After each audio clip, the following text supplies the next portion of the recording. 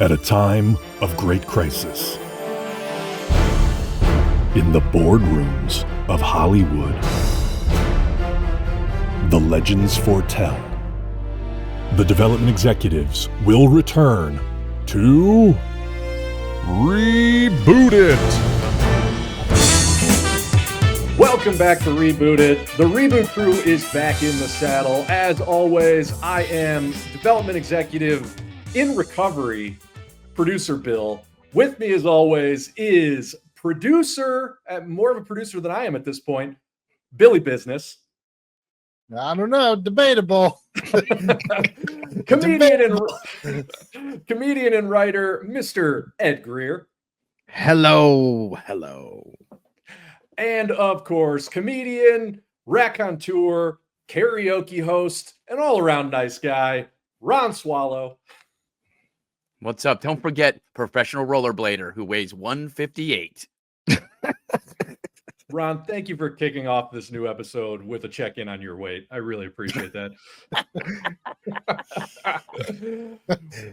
Well, now that we are back in the saddle because Hollywood needs us more than ever, we thought this would be the perfect opportunity to reboot a movie franchise that literally no one would ever want to see rebooted, because why not?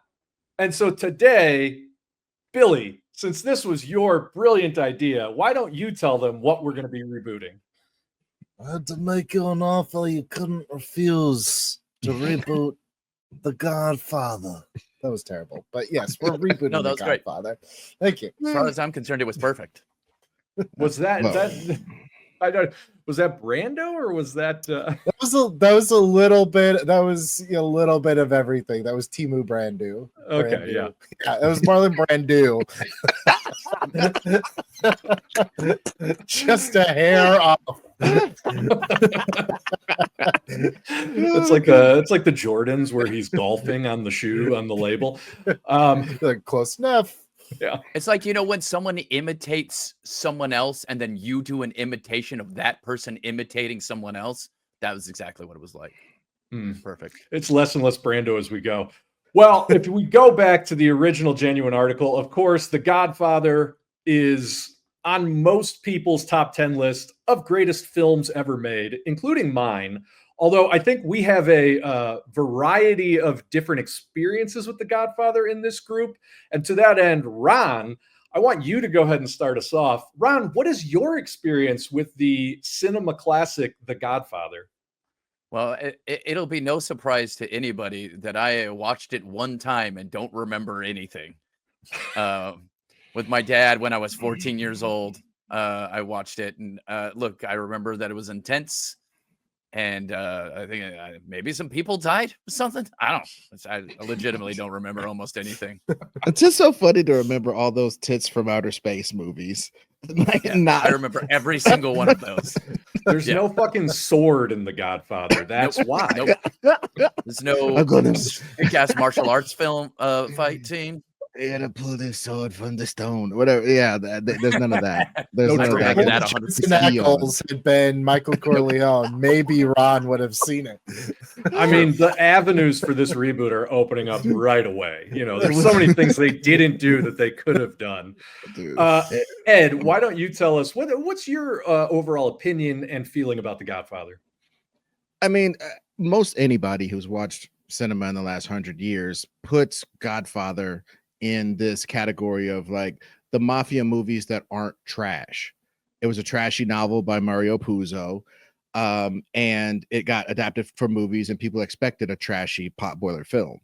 And when Coppola getting on the screenplay and doing the directing made it into this sort of mythic tale, making the mafia this secret organization that was almost like the Masons or something, rather than, you know what I mean? There's a line between a secret organization and something mythic. And they were able to, or Coppola was able to make the mafia seem like a mythic organization, not just a bunch of thugs messing around.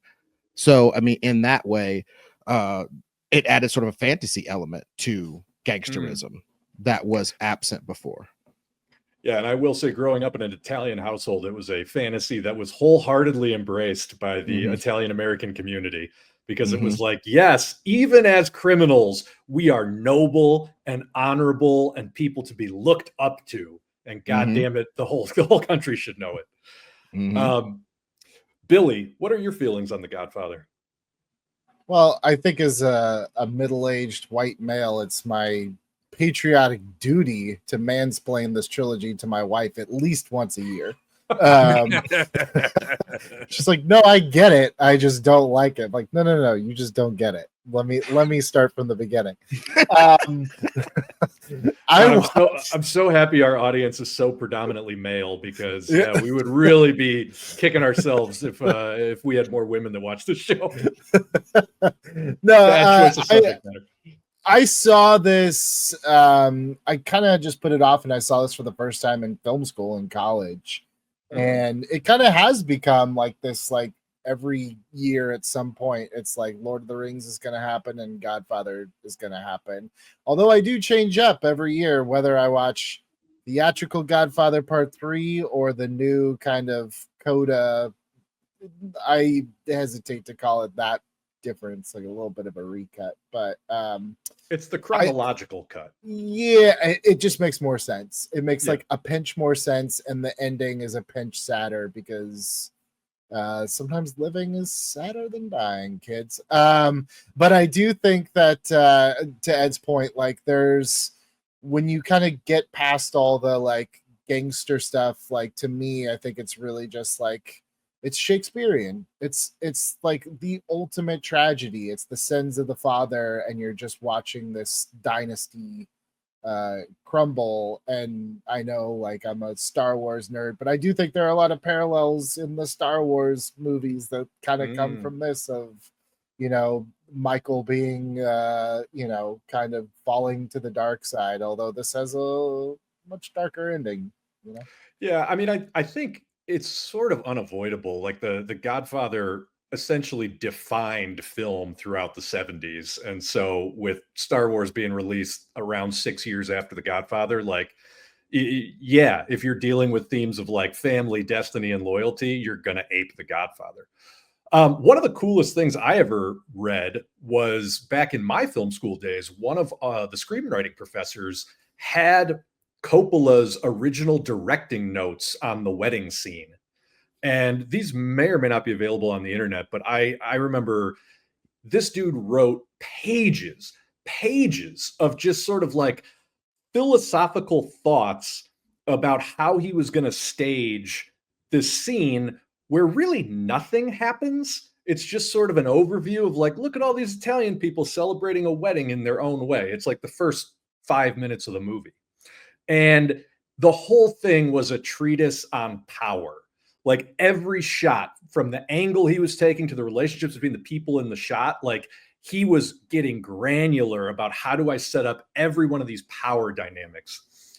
And if for some reason you don't know, the broad strokes of The Godfather is in that Shakespearean tradition. It's essentially a king, the Godfather, the most powerful mafia don in New York, head of the five families, and his three sons, one of whom is a hothead, one of whom is a little bit slow, the great John Cazale, of course, the only actor in cinema history where every movie he starred in was nominated for Best Picture.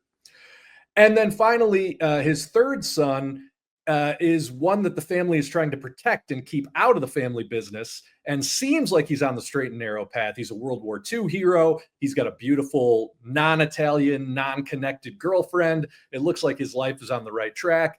And when his father is attacked and the family goes into crisis, he is slowly, because of his loyalty and because of that sense of omerta that they call it in the mob, loyalty to his family, he just gets drawn deeper and deeper until by the end of the movie, in a tragic turn, he becomes a monster.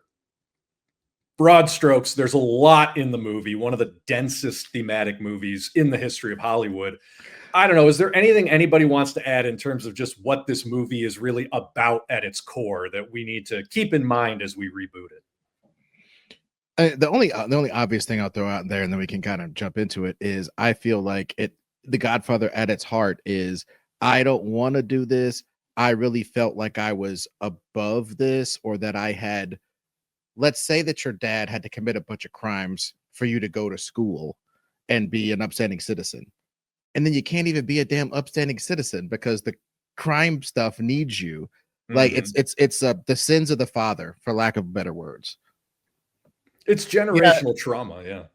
Yeah, and I think, again, to borrow another story, to me, being the head of the Corleone family or being a part of that legacy was always like the one ring, where it was like the minute you glob onto it, it destroys you from the inside out. We see it, like, I think one of the best representations besides Michael is Connie, his sister, who by part 3, she has just been completely corrupted by, this idea of power. So, when you do a reboot of Godfather, whether it's a prequel, requel, whatever, I think like the essence, like what's the essence of Godfather? It's just like that power corrupts. And the story that we saw in that first trilogy, it's not even a trilogy, it's 2 movies and a very long kind of epilogue, is that it destroyed a good man. Like, Michael took it and it completely he took it for good reasons. The road to hell is paved with good intentions. It was to protect his family, and it corrupted him to the point that he single-handedly offed and destroyed his entire family. So I think the essence is just, like the corruption of power has to be a key theme in whatever we do. I've always sort of appreciated that the core message of The Godfather is sort of the opposite of what a lot of Italian people, and frankly, like a lot of just people in general, really hold close to their heart, which is like loyalty to your family above all things. Like, no matter what the world throws at you, make sure you take care of your family. And The Godfather is like, yeah, if you're that principled, it will destroy you. Like, sometimes you have to be able to take a step back and be like, look, even if this is something I value more than anything in the world, I got to take a good sober look at it and realize, like, this might not be the path to go down. I just think there's something so profound to that. So, real quick question for you guys. Do you think that people, when they watch The Godfather, actually get that? Besides people like I would yourselves hope. who are smart? I don't know. I think this is a little bit, and I don't know, maybe I'm wrong, but I think there's a difference. Like, I don't think people idolize Michael Corleone the way they do Tony Montana and Scarface. Yeah. No, there totally. is no say hello to my little friend with Michael Corleone. I feel like by the end, you almost like are heartbroken that this guy that you rooted for a very long time in that first movie is now someone that you absolutely just despise. So I don't think it's like Scarface where he's almost become an anti-hero. I think, like, if anything, like if anything, like, you kind of think Vito was always a good guy, even though he was also a criminal, but you're like, but he wasn't as bad as Michael, Yeah. And I mean, he dies kind of half with it in the garden playing with his grandson, and just the most ignominious death for this guy who is really portrayed as being like one of the most powerful men in the country. And it's, again, I think you would have to be really, really dense to not read the tragedy in this movie. Like, this is not a Scorsese movie where we're going to kind of fetishize and luxuriate in the criminality before everything goes to shit. Like, this is a real old school slow burn tragedy. But I will add to that, Bill. I would say that I could see if you just watched The Godfather and maybe you weren't super media literate walking away, because like Michael does some really cool, or not cool, but like some really cold, badass stuff in that third act of The Godfather. Like, sure, he becomes. It's really when you add on Godfather Part 2 where you realize, like, this guy is beyond coming back. Like, I feel like the tragedy doesn't really sell itself until he kills. I mean, when he kills Fredo, like, it's over. Like, you cannot come back from that. I mean, he kills his brother. Needless to say, there's going to be spoilers. I don't know. I always get Yeah. that from the Carlo murder as well, and like what that does to Connie. Speaking of Connie, before But we you get too hate deep Carlos into just so much, though. no, I you know, know? but it's also like that's where the first cracks begin to show, which Kay realizes, where it's like, oh, okay, everything you're doing is for the good of the family. But meanwhile, like Connie's having an absolute breakdown. He didn't Right. consult anybody Again, about this. For, Like, for the media illiterate person, I could Fair. see them not really getting how terrible Michael is until you see the whole big picture. But that's kind of So neither is- here nor there for what we're Is that doing. what we're going to try to do? And the other question I have for you guys is, are we doing Italian people? I mean, The Godfather is kind of an Italian. I'm gonna go one higher, Ron. Does this even need to be a mob movie? Oh, Like- great question. There, I'm gonna go you one higher. okay. Does it have to be a movie?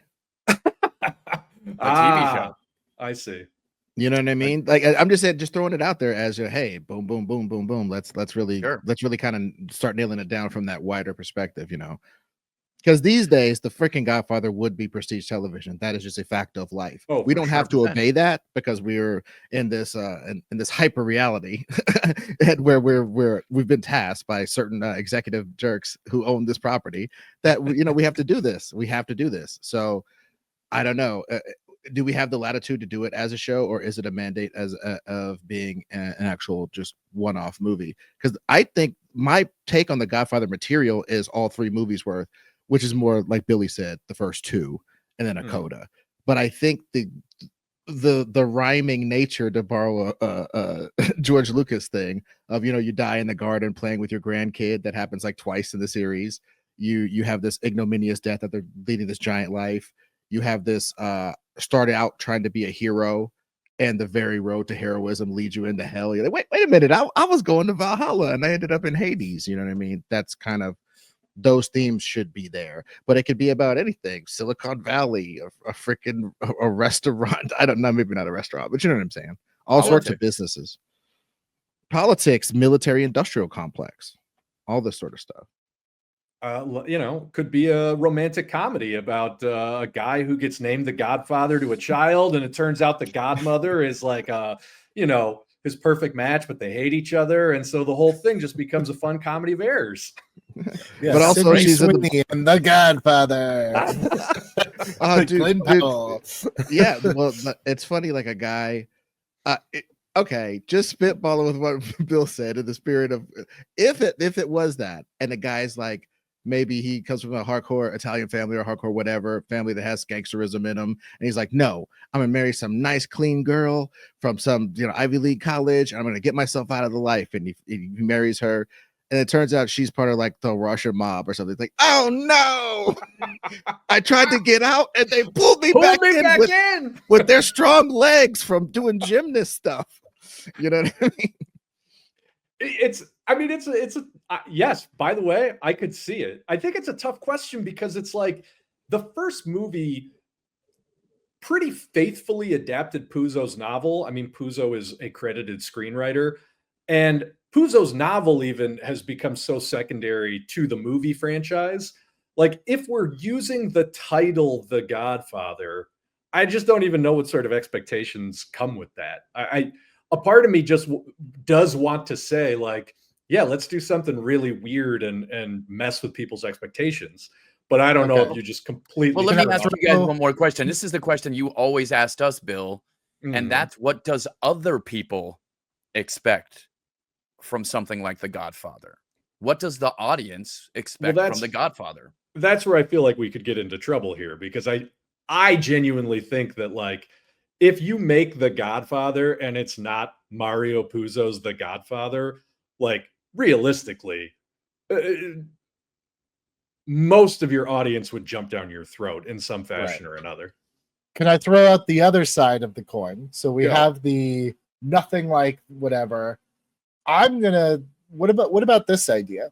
What about a continuation of the Corleone saga, but now we're in the 90s, because we ended the last one in 1980, I think. I think Michael Corleone dies in 1997, I think was what they said the flash forward was. But anyways, what if you pick up the thread of Sins of the Father, and we have Anthony, who was the opera singer who wanted nothing to do with his dad's life, much like his father. What if we kind of invert the themes of the Godfather of I don't want like being handed this legacy, but ultimately he did what his father couldn't do, which was I'm not going to be consumed by this, and rejects it somehow. I don't have a story, but I'm just saying, like, inverting what we saw to continue the saga. It's almost like the Luke Skywalker, like, nope, Okay. I'll yes and that. So one of the things that happened in the 90s, and I'm very familiar with this because I had family members who were involved, is like the Italian mafia was pretty much dismantled. Like the FBI came down hard on most of the families, and like to this day, I mean, it still exists kind of, but I mean, it's like a bunch of old guys, thinking about the good old days, and like they could still make money, but not like they used to. And it would be kind of interesting if this was almost like an A24 movie where we're following this guy who's living a totally straight life, but like all of his old uncles and his quote unquote uncles and everybody from his family is caught up in like this major sting. And it's like the noose is getting closer and closer to him, maybe for things that like happened once or twice in his past. And it becomes this sort of almost like pot boiler. I don't know. Just because it just won Best Picture, it's like I'm thinking of Honora, but Right. something with that kind of a tone where it's very small, but it gets more and more claustrophobic.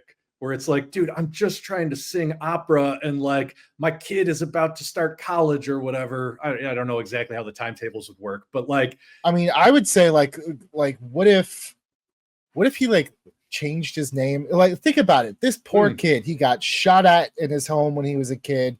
He saw his uncle get popped in the head, on a fishing trip. He watched his sister die on the steps of what was supposed to be the biggest night of his life. What if he just moved away, changed his name? No one knows anything about him. And then all of a sudden, I was reading up on Godfather 2 about the character of Hyman Roth because I wanted to see like who it was based on. yeah. And one of the people that was based on, they're like, how come he didn't live a big flashy life? And it's like it was either daughter or granddaughter had no idea he was even a gangster until she heard about it in college.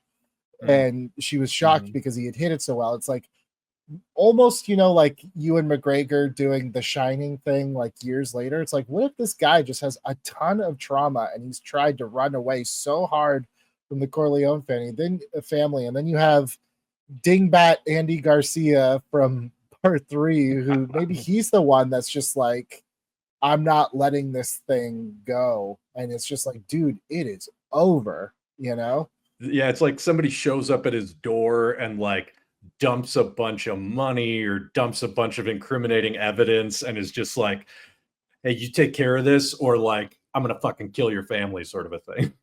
Right. And his wife and his kids are just like, what is this? I don't know. Or he hides it from his wife and his kids, to your point about the Hyman Roth thing.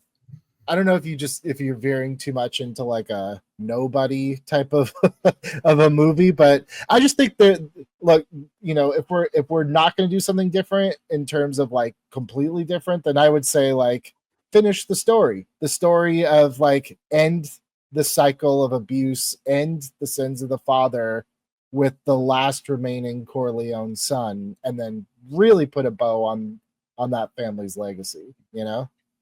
Oh, I mean, just to me, just a yes and that. I think what would be interesting is, given I don't know how old he is. It seems like he'd have to be in his 40s going into 50s if he's like, you know what I'm saying? So if he's in his 40s going into 50s, one of the things that was so intriguing about the original story was this kid was just getting out of like military school. He was starting his life and stuff. And personally, just to keep up a little bit of that jazz, I think, what if the younger Michael, the youthful Michael, who's now 55, had utterly succeeded? The gang's being dismantled. It's super great. Everything's done with that. I'm living a great life in Italy or France, singing opera. My kid's a nice kid who's never gonna know about this gangster stuff. And then his kid gets involved in gangster stuff. It's like, wait a minute. I did everything. I did all of it right, and now my kid is succumbing to that stuff. And to get his kid out, he might have to go to some Andy Garcias or whatever and turn gangster. Like I done turned gangster at 55 because my kid almost threatened to turn gangster, or my kid got into some trouble that I needed to get gangster to resolve or something. So then you have like young Zoomers able to identify with the young Timothy Chalamet or whatever that's playing this guy's kid, and then we have a established actor that's 55 years old that gets to play this artist that now is consumed with gangsterism at this late date. Yeah. You know what I really and like? I have a weird ending for you. Hmm. Well, and it's the one that everyone will hate, but I like, which is him, instead of turning gangster, actually turning gangster, it actually does the right thing, turns in all of the bad people, gets them caught, and yeah. continues to sing opera at the end with a family that he loves. Like that would be crazy. Well, what if he turns in his own? But what if he turns in his own son? That's exactly right. Oof. I mean, he essentially does the Michael Corleone thing, just in moral reverse. You know? Yeah. Which that to me is like the saddest ending of the legacy, but at the same time, like it ends it. You know? Yeah. I do like. Yeah, and his name's Anthony, by the way. This is the opera singer's son. So, Okay. Granted, he's let's call him like 18 in 1980.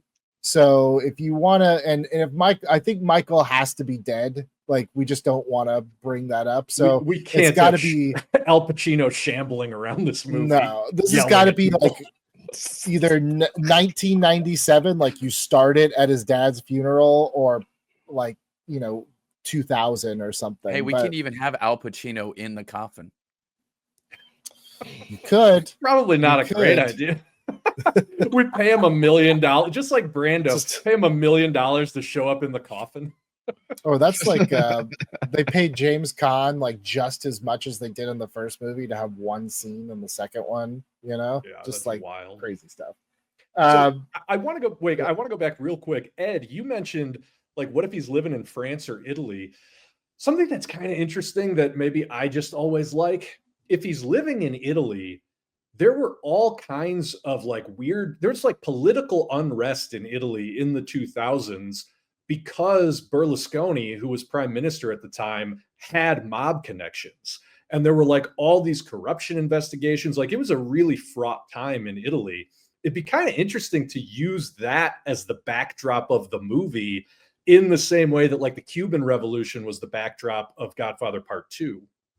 And the Pope, the whole Pope scandal in Part 3. Yeah. And just the Great Depression kind of being in the forefront of the first movie. I mean, World War II. All of those movies have a real sense of time to them. Like they are firmly rooted in the era in which they're supposed to take place. It'd be kind of interesting to treat like 2005 or, some thereabouts with the same sort of weird kind of backward looking gravity. Yeah. Well, yeah, but especially because that was the first steps of us slipping into this. I don't want to say might makes right or use the dreaded F word of fascism that everybody throws around these days, because it's all around. Anyway, I don't want to do that, but I am saying that was the early days of us like, hey man, take off your shoes and your drawers when you go to the airport because you might be a bomber. Oh, let us tap all your phones and fuck you over and collect all this data on you.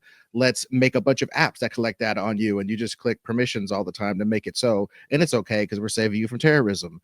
It's like the threat of terrorism, and I wasn't joking earlier when I was saying that maybe we should get into the military industrial complex, because that was literally where the Corleones were going. Yeah. I'm going to look up real quick because I want to sort of place the years, but Italy was was part of the coalition when we went into Iraq and Afghanistan. And I want to say Berlusconi and Bush were, on at least friendly terms. And I just think that that's a really interesting era because, that is the first explosion of kind of outright like worldwide military escalation in the modern era. And Italy's the birthplace of fascism anyway, so there's always a little undercurrent of that there. I don't know. I think that there's a lot of mileage to that, and also just the idea love that could just be in our story. Like, why not? Like, I love also the like idea. the idea that like in Godfather Part 1, so much of that was about Michael going back to Italy, and like he really sort of transformed during his time in Italy. And so there's a nice rhyming to that as well. Mhm. Yeah, the Yeah. triple rhyme because it's his Yeah. dad. He did it, and now his kid does it, and his kid's kid is it. Maybe his kid has to go to America to get away from all this bullshit that's happening in Italia. Or maybe that's where he got in trouble in the first place, and he has to come back. He's running back to Italy because of something that he happened when they sent him to school in America or something. I don't know. think maybe it's not the nobody thing where like he hides it to the point that no one knows. It's like maybe his kid does know and idolizes Uncle Vince, who's still trying to hold it together, or look, Clemenza's kid. I don't know. You could come up with something, but it's just like, I mean, look, you think about the stories your like old people told around you. Like you'd be listening to those stories, and part of you would think, how fucking cool was it that they had all this power and this money? Like, yeah, what if I we would could I would relive think that? like That makes there's sense. something about, especially when you're younger and even older sometimes, this sense of entitlement. Like, how come we are not living this life that you got to have? Like, I think that could be a motivation for why this well, now I have Timothy Chalamet stuck in my head. It's gonna be him. Come on. It's gotta be him. It's perfect. It's perfect. But it's like why he would kind of want to and I think that's the other thing too. There's something interesting about like a lot of these mobs have been dismantled, and a lot of them are kind of like hanging on to the good old days. And so there is kind of like this this promise that that'll never come true. This, you can join your uncle and you can try to build this legacy back, but those days are over. I also think there's just kind of an interesting message in there. It's like, that was kind of, I think, what maybe jarred people about part 3 is that like we had been in the like 50s for the first 2, and then all of a sudden we're in like 1979, 1980, and it was like, whoa, like these times have changed, but this feels weird to be Godfather. So I do think that there is like almost a meta commentary on like you cannot rebuild what it was before, So, okay, if you can't rebuild what it was before, what would you go to next? Like, okay, so you can't be Like the from the mob criminal's anymore. point of view? Yeah. What But do see, you? I think they don't. I think like that's the whole point. It's like these good old boys aren't thinking about what's next. They're Oh, they're trying thinking. to recreate what the Corleone family was. It's just like that is a Sisyphean task. Well, and honestly, like a crippling number of them were getting arrested and going to jail. Like it wasn't like the old days where you had this power structure in place where like, all right, the head guy's going to rule from jail and all of his lieutenants can keep all the business going. It's like it really got dismantled. And so suddenly these guys are very much kind of out in the cold, and it becomes like, oh, I'm just an old school guy who's kind of an idiot trying to like just make a go of it on my reputation.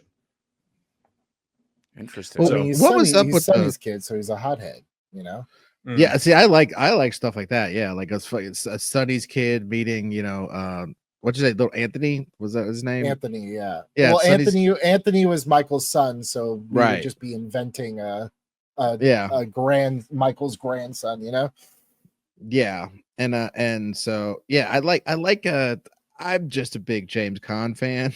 So like anybody that's like James Caan in this movie, I think would be super great.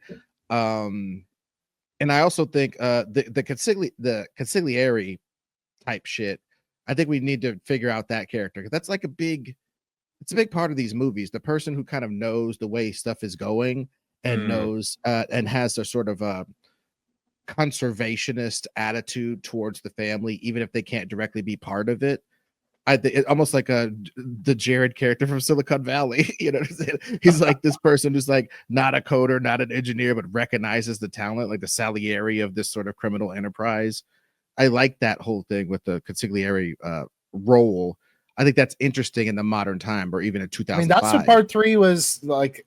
No Tom Hagen in part 3, I feel like was just such a huge mistake because Right. you're right. Right. You need that character and that perspective. He was Michael's conscience. So Yes. that's when, in part 2, you really start to see Michael go off the deep end when he's just like starting to go off on Tom. You're Right. like, don't go off on Tom.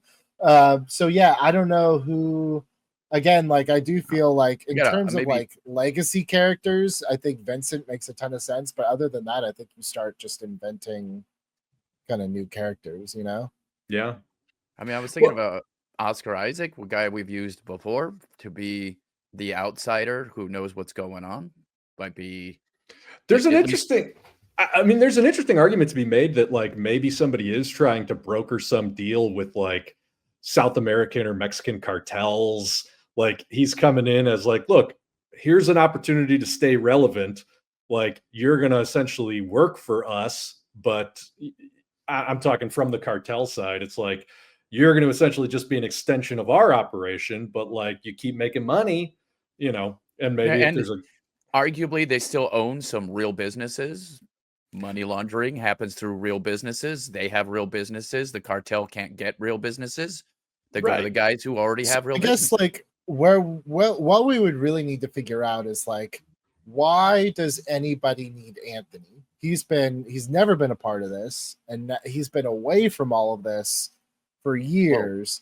So I almost feel like you have to start it at Michael's funeral or something, like just as an excuse to get everybody in the same room again. But it's like, why do they need Anthony? Well, it sounded like Ed had an idea about the kid, like having got caught up in this stuff. Well, I was just saying because he's like 50 in our story. I was just thinking like and I think it's funny how like you never had a character actually get out.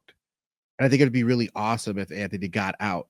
But just because you got out doesn't mean those tendrils aren't going to grab your kids, your if you have any other siblings or whatever. I don't really remember how many he had. Yeah, I mean, what if Anthony is living in Italy and he's either, a retired opera singer, or I guess you still keep singing opera, into your later years, and he's a little bit estranged from his own son, and his son shows up to essentially be like, hey man, you're in high society, you're in the opera, important people. I need a contract with the Italian government to supply weapons for the war in Iraq. You know what I mean? And it's like his son who's living in the United States, they're on uneasy, non-speaking terms because the son is the person that Ed is talking about. Like, hey man, we had a connection to money and power and like life in the States. And like, I don't want to just go to fucking stuffy ass, penguin parties with your opera friends. Like, I want to be in the shit. And so his son comes back for the first time in a long time to be like, Dad, you could help me out, man.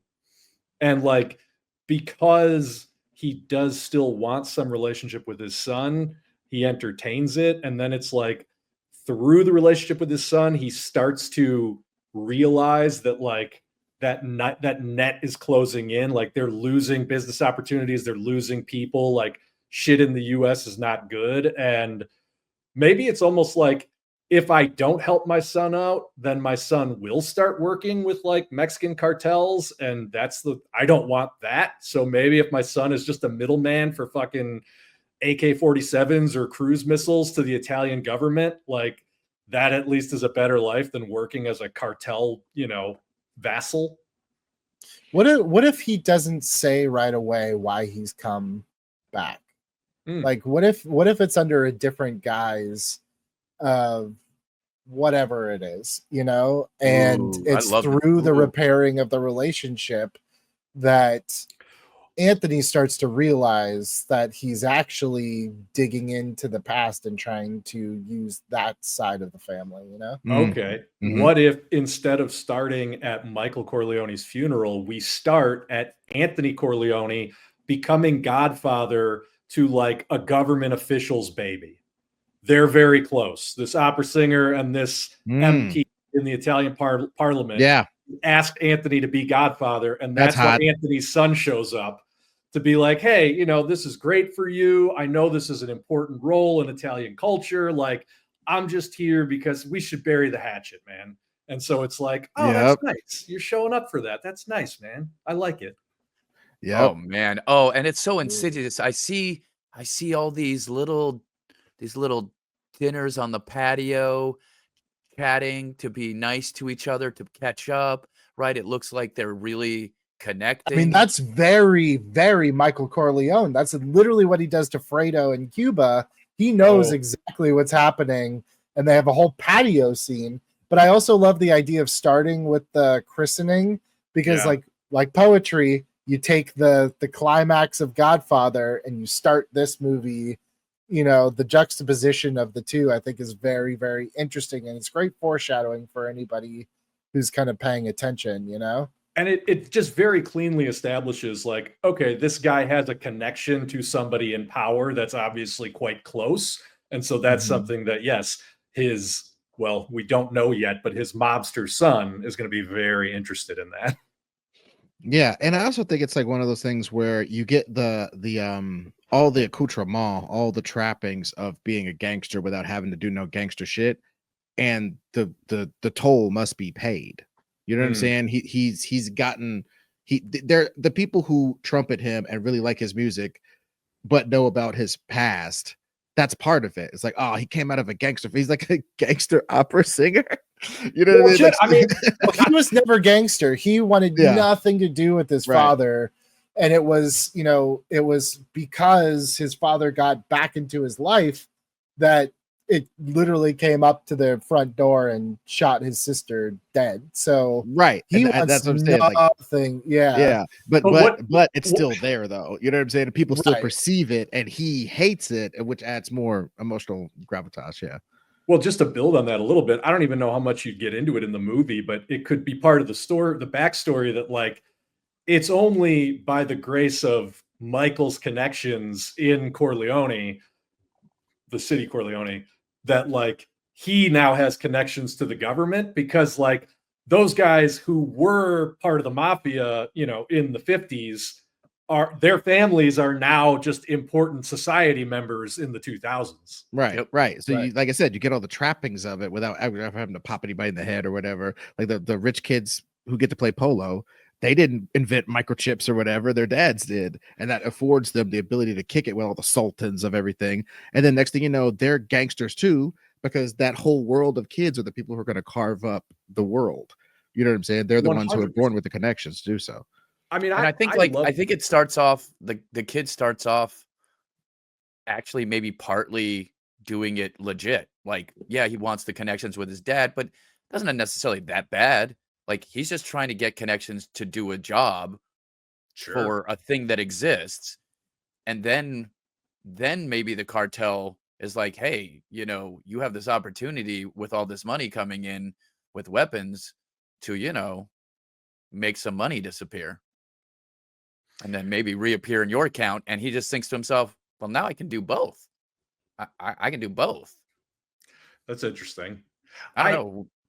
No, I mean, the one thing I like about what Ed was saying is this idea of like, how does a background in crime kind of metastasize? I keyed in early on this idea that like, okay, in the US, they're essentially dismantling the mafia and they're turning into these sad old men. But in Italy, and this was true, like the mafia families turned into the powerful bureaucrats. They're the ones who are the oligarchs of Italy. And so it's like, there's something really interesting that like, as shit's getting tight back home, he's coming to try to suckle at the teat in Italy. And broadly, it's painting this picture of like, well, what did happen to the mob in the 21st century? It went these two ways. So I don't know. And also just real quick, the lie that there is mafia and then there is legit. Yeah, that is a lie. There is mafia, then there's mafia that we never question that it's mafia. You know what I'm saying? We're getting people shipped off to other countries with no due process right this instant, where all types of crazy mafia ass stuff is happening in our country right now that we would never call mafia, because it doesn't fall into that whatever, because they're using certain gears of power that we're used to. the gears of power are mafia stuff. The military industrial complex is the mafia. They give each other no work contracts all the time. You know what I'm saying? They buy $1,500 hammers. They go $15,000 hammers. There's all kind of, they're like not better than dock workers. Honestly, Government workers aren't better than dock workers. Now I'm thinking like that's an interesting argument to have between the two. Like, what if Michael gave up opera, or not Michael, Anthony gave up opera, gave up everything, and kind of did just like, I just want a normal life. I just want to go to work and everything. And he did get into some sort of, I don't know, weapons manufacturer or some sort of industrial complex. And it's his kid who's saying like, you think that you're not a part of this, but you absolutely are. Like, you know, we operate on this level. You operate on you do the same thing. You know, you make people disappear in suits, except you come up with bullshit warrants and we don't. You know, like, I do think that there's something interesting about that power dynamic where it's, I mean, it kind of goes a little bit against the ideas of the full redemption. I guess it depends on how you end it, but I do like the idea of like, even Anthony trying to get away from that still found himself in a position where mafia-like behavior was legitimized, you know? Necessary almost. Right. Oh, exactly. Guys, we're getting a phone call. The new boss. All right. Let's answer it. This guy. Gentlemen, good evening, good afternoon. I'm in the Swiss Alps, so I don't know what's going on with you guys, but I'll be in China tomorrow and back in the office on Tuesday. And so I'm hoping that you got some sauce for me. I'm hoping that you can give me something real good with this Godfather pitch. What do you say? How we doing? Yeah, I think we've gotten further than I thought we would. That's wonderful. It's good to hear. It's good to hear. Now, listen, I gotta ask. You know me. I don't like to meddle. I like to let the artists do the art, and I'll handle the business because I'm the businessman. But I have to tell you, I need a tie-in with our hit Discovery show Gold Rush. I want to cross-promote Gold Rush and The Godfather. They both start with G-O. Let's go! I don't want to stifle the creativity. I don't want to stomp on anybody's dreams, but if you could just give me a real juicy tie-in with the Discovery reality show Gold Rush, I think we're gonna have something cooking here, baby. Okay, yeah. Let's go. Indeed. We'll try our best. We'll try our best, sir. Well, you damn well better, because I got the board breathing down my neck. I need this stock price to go up, baby. All right, I'll give you a call later. Gold Rush, it's gold! Oh, you know what's messed up? I should have used that opportunity to ask him about my tape for 600-pound life. I sent it in a while ago. I've lost a little weight, but I never heard back. Did he think I was too skinny? I've been trying to get on any type of way. You know what I'm saying? Like, any way. All right. So we need to incorporate a current reality show into a story that takes place 20 years before that show comes on. To be fair, Gold Rush has been on TV for a very long time. I don't know if it's been on since the early 2000s, but it's been on for a very long time. I don't even know what it is. Can anyone explain? I don't even know either. I've never seen it. Oh, wait, is it the one where they go and find gold? Yeah, Like, I mean, it's literally about gold miners. That's all it is. it's just guys who, and like, I think at this point, it's even more just about the personalities. Like, nominally, these guys are in some sort of competition to find more gold than the other guy. But like, it's just a mining show. It's just dude, I didn't come here to make friends. I came here to find gold. You know what I'm saying, motherfucker? Is that a real character? I mean, basically, yeah. So it started in 2010. I mean, it could be one of the kids' friends is literally opening a gold mine. Wait a minute. Let's look at the legalese. Did he say, okay, like a tie? It's something in the movie has to be there for for him to be able to do a promotional tie-in with that show. Isn't that what was said? Did it say? Did it say it had to be? Because what I'm thinking is a lot of, and maybe I'm just thinking about stuff like Three Kings and stuff, but a lot of that war effort, there was a lot of gold going around. And even if we didn't do Iraqi gold, there's Italian Pope, Vatican gold. There's all sorts of a lot of gold gold in the Vatican that could be Yeah. maybe part of the plot, as in like, And then they could do a gold hunters or gold digger episode about the gold featured in Godfather Part 4, right?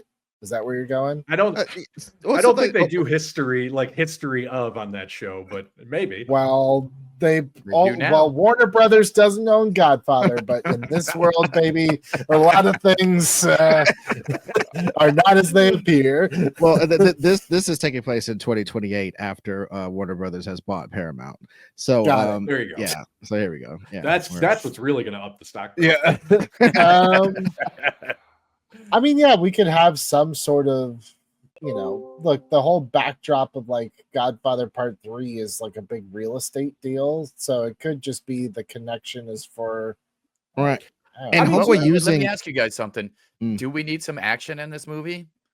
Well, that's what I was going to say. Just the thing not. is, there are certain deals that are so nasty that before the advent of crypto and truly stable Bitcoin, maybe, I mean, there are deals where you would have to pay in gold. That's like I don't even think that's a movie fact. I think that's a fact. If you want to buy 3 guys, you're gonna fucking pay with gold. Okay, I like that. I'm wondering if there isn't just so. Wait, are we talking about slavery? What's that? Hey, we're talking about real fucking life in 2028. That's a good point. That's a good point. I think they call it trafficking now. That's Fair. the new word for it.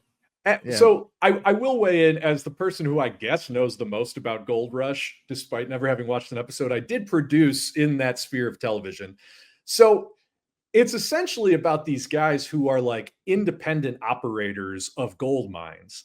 And I wonder if maybe we're overthinking it, and it could just be as simple as like maybe Sylvie, I don't know why I'm calling Anthony's son Silvio, but maybe Anthony's son like robbed a gold shipment, and that's part of the reason why he's fleeing the United States, or like that's literally what I was gonna say, because like I was thinking of a small gold heist action part with the kid that just adds a little bit of action into the movie and danger into the movie, and that's why he's got to run.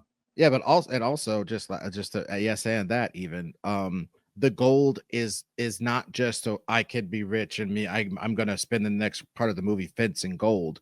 In order to do this really big move, he needed to pay in gold, like a real big gangster move. So to do a little gangster thing, to do a bigger gangster ass thing, because they were only going to take gold.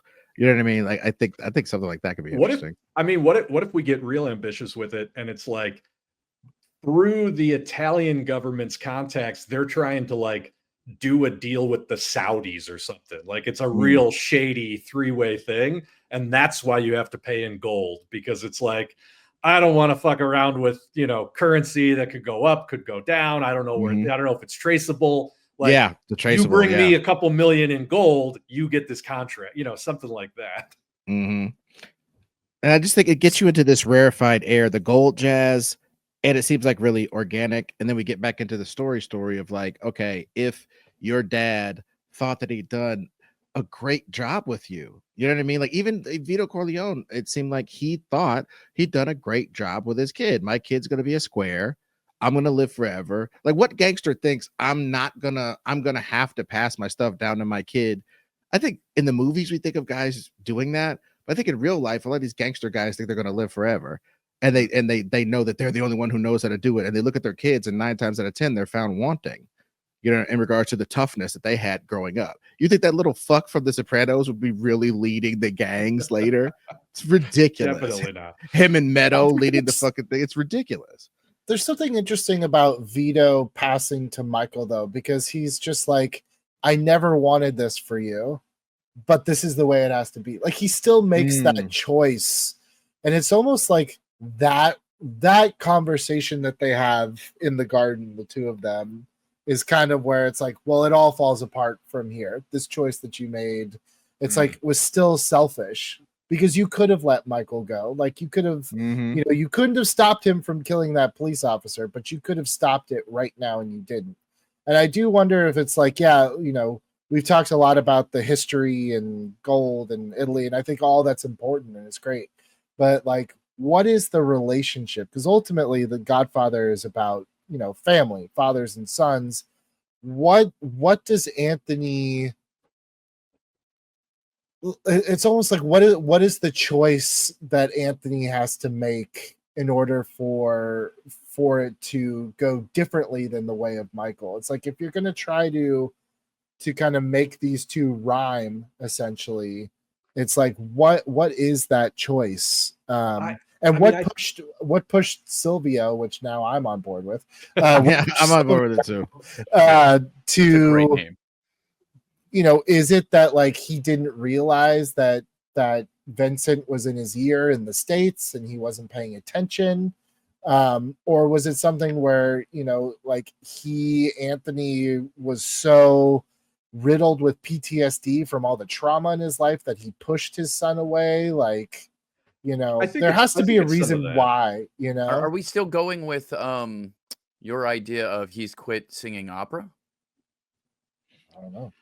Well, the reason I ask is because I don't know if you've ever met a creative who quit trying to be creative, but they're always depressed. Yeah. I mean, he's got more than enough to be depressed about, even I mean, I would also say, I think the flip side of that is if Anthony becomes this guy who can't quite ever get his life together because he has this traumatized past and he's never fully processed it, then his son is going to come to resent that part of his father. And it's like, look, man, just because you can't chase a passion and like you've just essentially had to go whichever way. We ended up in Italy. You said you were coming over here to sing opera, and then next thing you know, you're using grandpa's contacts to get yourself a nice cushy government job. Like, fuck you, man. Like, I want to actually do something. And then I think having Vincent in his ear becomes the other part of that. And also, who's to say, just real quick, who's to say that Silvio is like not a bastard? Who's to say that Silvio is not like Silvio wasn't disowned? Because if I'm getting high up in the Italian government and I have a low-key bastard or estranged kid who is also into low-level gangster shit, why wouldn't I just be like, all right, I give him up. I move a whole other place. I can't deal with this. I can't deal with maybe the fact that this bullshit's in my blood and I pass it down to my kid. Whatever. Just there's so many things that estrange you from people that I think that's kind of interesting, that the kid being like a prodigal kid in a bad way. Like it's like, okay, relationship. You try to discard me in America and go over here and be a big shot and have a whole new family and a whole new life. But guess what? I'm here. And he's kind of like the Andy Garcia from Godfather 3. It's like, you're not gonna leave me, buddy. I'm here. I'm as good as any of you guys. No, you're not, and you're mentally unstable and you're all fucked up. No, I'm not. Like, that's interesting. It's like, you can't abandon me, bro. Like, he tried to abandon him and he just shows up like, you can't abandon me. I'm here. Abandon me, bro. Don't tase me, bro. Okay, I don't want to be negative. I don't want to be negative because I just think that takes away the punch at the end, though, that he loves his son so much that he has to ultimately decide like exiling you is to prison is the only way to end this. Like if we go with that ending, which I really like, it kind of takes the sting out of it. It's like, well, you already did exile me because you don't like me. Now you're saying you're doing it to, like I almost would want to like save that beat, That's kind of why I still like the idea of the kid coming to get something and quietly trying to get something, like being real sneaky about it. I really like that because it just feels so nefarious, and the betrayal at the end when you eventually find out that the entire reason the kid shows up was not because he loves you and wants to reconcile, but it was entirely just to use you, because sometimes, despite everything you do to do the best you can to raise somebody or to be kind to somebody or to teach them morals, they'll just end up a scumbag. I mean, I would think that Silvio, is like Michael. I think there's got to be enough Michael in Silvio that scares the shit out of Anthony. Like, you know, whether it be the cunningness mixed with that temper. Okay, what about this? What about this? What about this? Okay. He goes over there, he tries to be an opera singer, he flames out and becomes a fucking bureaucrat. I think that's beautiful and poetic and cool. Then he puts his kid in an Italian, let's say they live in Italy. He puts his kid in Italian military school. His kid rises up the ranks, and by this time in 2005, there's some major fuck shit going on in the Italian military that is gangster shit. He has, by making his kid a square, put his kid in the midst of the gangster shit because the gangsters are the Italian military. They are the government at this point. Yeah, interesting. You know, I'm just throwing it out there. It just seems like the whole one of the major tent poles. Yeah, one of the major tent poles of The Godfather is I tried hard and I still failed. I tried to make my kid a square and they still turned out to be a gangster. Vito low key was proud of that, but Anthony would not be proud of that. The fact that he tried to make his kid a square and the kid became a gangster. Okay, so in an effort to get a Talia Shire appearance in here, what if so instead of the military angle, which I like, I don't want to discard it completely, but just throwing out there, I mean, what if the kid was just a bad kid growing up and his dad sort of did everything he could, but this kid was going to fall in with gangsters in Milan or Rome or wherever it is that they're living, and so instead of letting his kid, you know, join a gang or go to prison, he's like, that's it, you're going to live with my great aunt, because if anybody knows how bad this life will fuck you up, it's her. Plus, she's like the only straight person I know back in the States, far away from all this bullshit. Like, she can protect you even though I can't. And so he sends Silvio to go, you know, live for his last couple of teenage years with Connie in Lake Tahoe. You know, I don't know where she would be living at this point, but the idea being that, like, she's cleaned up her act some, and now, especially after Michael's death, has sort of like just completely tried to divorce herself from the lifestyle, etc.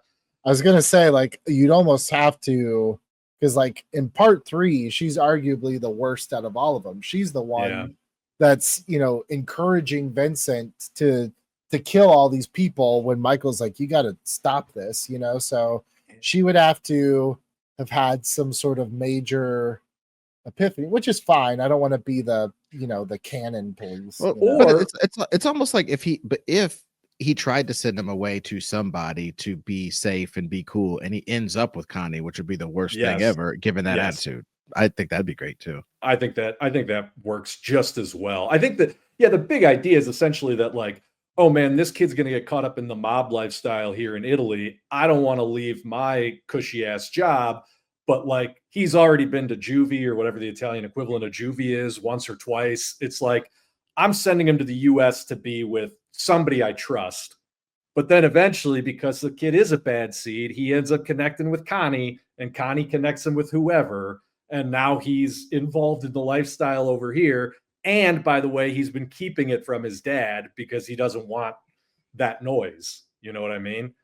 So now it's what if they send him to like military school or whatever in the States, and it's Connie, his family member, that takes him out and takes him in, and, you know, Anthony has no idea that Connie and Vincent have been grooming Silvio for however long. And then the kid shows up. Well, that's what I'm saying. He shows up back in Italy, and it's like, hey, I just, you know, I want you to know I'm okay, and like, I don't hold this against you, and like, I want us to try to rebuild our relationship. I'm doing well. And then somewhere in Act 2, you get the one scene where Talia Shire shows up because, oh shit, this dude is negotiating on her behalf or something. You know, whatever deal Silvio's trying to work, she's involved. And it's like, Anthony, I think we should bury the hatchet. You should know that, like, everything's okay. You know, just however we get there. I don't know if this is like making the world too small, but could it be and somehow connected, because I still love the opening part of being a Godfather or someone, but could it be something that was left to Anthony because Mary is gone, and we can assume that his his mom is probably dead at this point too. Could it be something that was left to Anthony that they feel should have been theirs? That is like, this is part of the Corleone legacy. It shouldn't be your dad's who rejects it. Like, it should be ours. Like, it should be yours. You know? I don't know what it is, but just like tying in something like still going after what, you know, him pecking what Michael got for them. I mean, I know? think what that thing might be, though, is that whole access to power, because in the I think US, so too. the mob don't have that, or supposedly don't have that direct access to power that Anthony has in Italy. He has a direct access to power in a gangstery way, the way they used to have it in America. So it's almost like they're grooming this kid to come take that back like a jewel from, you know, Anthony, because it's or to, like, you know, use his power to get themselves the sort of power that they used to have in the 70s. I do almost love this angle of like remembering the good old days and seeing the state of them, like going to Connie's house and her shit is all whack. It's not like pillars and all this awesome stuff. Yeah, She's the living paint in, hasn't been. Maybe it's you know? nice, but the paint is all fucked up. I mean, just a, She's a really McMansion. mishavishiming it. Right, Yeah. yeah, an overgrown McMansion for those type of people who used to sit with senators' daughters, and you know what I'm saying? These dudes are, you know, they were doing a lot of stuff with senators' daughters and shit when they were kids in the 70s, and now they're losers at doing like lower level Breaking Bad level shit as far as crime, if that. I think if they looked at somebody that close to the seat of power across the sea, how can we get to them? We're not going to take some bumpkin, you know, National Lampoon's trip over there and stumble through King Ralphin with those people. That's not going to happen. But if we send this kid who's like this missile of our intentions directly to this guy's heart, you know what I'm saying? Because that was whole, you know, I think that's pretty good. What if, so, okay, yes, and what if Connie was the one who put the bug in somebody's ear to put the bug in somebody's ear to put the bug in somebody's ear to get Anthony his cushy government job? And so it was like she was the one who talked to some contact in the Italian mob, who talked to some contact in the military, who talked to the parliament member to be like, hey, hire this guy. And it wasn't anything more than that. But in Connie's mind, she was keeping shit warm for when Silvio or whoever she could get over there. And I just see, I just see worm the their way scene. in. I just see the scene where he's like, she comes to meet him and he sees that it was all a big ruse and she's using his kid like this weird proxy war, and he's so fucking mad about it. He's like, I came over here, I worked my fingers to the bone to be a respectable person, but you think you did this on your own, huh? Yes. You dumb piece of shit. You think that that's how things work? It's never been that way, you know, and just breaking it down that like you'll never escape it. It's stupid to try, you know, and that being like the movie's theme stated basically. I mean, yeah. You know. Well, and I think then from his point of view, he like, you know, he's gonna try to reject that. And basically, I think what needs to happen then is whatever deal Silvio is trying to broker blows up in some spectacular way, leading Anthony to have to make this choice of like, all right, now do I help him get out of this trouble so he doesn't end up in jail or dead at the hands of whomever, or, you know, whatever it might be, or do I let it happen? And that becomes your act 3. And also, or do you do actively right? Do I actively actually get him in trouble? Because his choice would be, do I kill everybody like my dad for my kid, or something along those lines to get him out of the trouble? Like, do I really do hardcore shit to get my kid out of this trouble, or do I do the right thing and get him in the least amount of trouble so that when he gets out, he has a chance to become a regular person? Or less, I mean, or just so he has to face the consequences of his own actions. Yeah. Because there's something interesting to like, if Connie was the one who kind of saved his ass, even though he didn't realize it, just rejecting that whole idea of like letting the mob cushion your fall, you know, for him, it's like, you know what, maybe the best thing is for this dude my son, to be locked up at the end of the day. because otherwise it's like, I don't know how to get him out of this life. I thought I got myself out of this life and somehow I'm still here, you know? I also think there's a good tragic ending. I like Ron's tragic ending, but I also like, I am high up in the government. I know influential people. Can I use their gangsterism against the gangsterism of the people from back home? And if I do use their military gangsterism against these guys, I could get my kid killed. I really could. I could get my kid killed. I thought he was going to be bad. Now he's dead because I've used my gangsterism in Italy against whatever. And then, yeah, that's great. Now he won't be a gangster because he's dead. That's how you save a Corleone from going bad. You kill him. It just seems very tragic. That seems more tragic than all the rest of that shit to me. Because him going to jail, he's gonna get out of jail and be a big man. That's not enough for me. Can I throw out a cheesy but an alternate suggestion? What if it's backwards?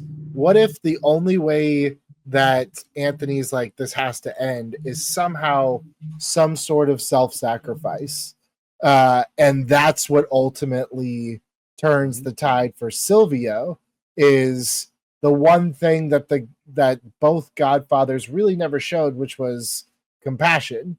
You know, like, I love you so much that I would rather kill Connie, kill everyone, and then kill myself rather than see you have to pull the trigger yourself and become this thing. You know? Yeah, like maybe he takes the fall for his kids' misdeeds and thinks he's gonna go to jail for a long time or get murdered.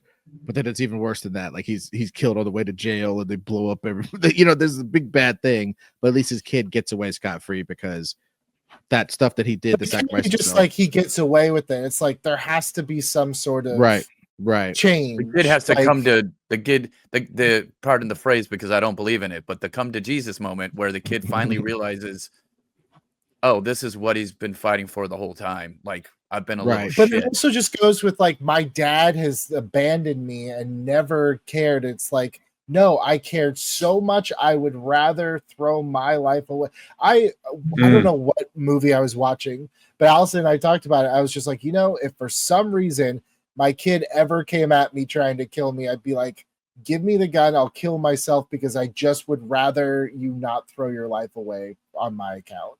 Like, that would be my real thinking, was like, don't kill me because you'll go to jail and I don't want you to throw your life away. I'll kill myself if you need me dead for some reason. And didn't you guys say, like, that's the whole thing is the loyalty to family needs to be in there. And I mean, I don't know what's more loyal than that.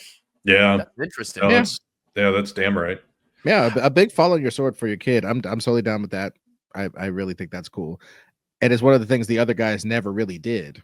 They never really divorced themselves from the life enough to get their kids out of it. They always had that 1 foot in, 1 foot out. I'd argue they were selfish. Yeah, of course. As far as I remember, they were both like, in the end, sure, they were consolidating power to help their family, but was that really what they were never going to give up power if the choice presented itself. Right. Yeah, exactly. Yeah.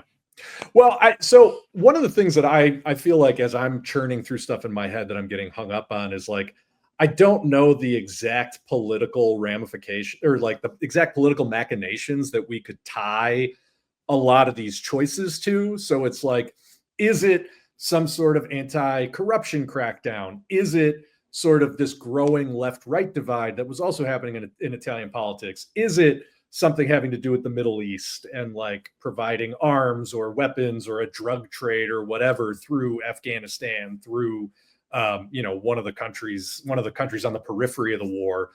It could be any or all of those things. And that was my push for the miniseries because I mean, just like I think a lot of miniseries are too structured on like, this is A and this is B and this is all just a bunch of bullshit until we get to B, you know, whereas like the best ones are like, they're up, they're down. At the end of each episode of a good show, the equilibrium has changed, status quo has changed.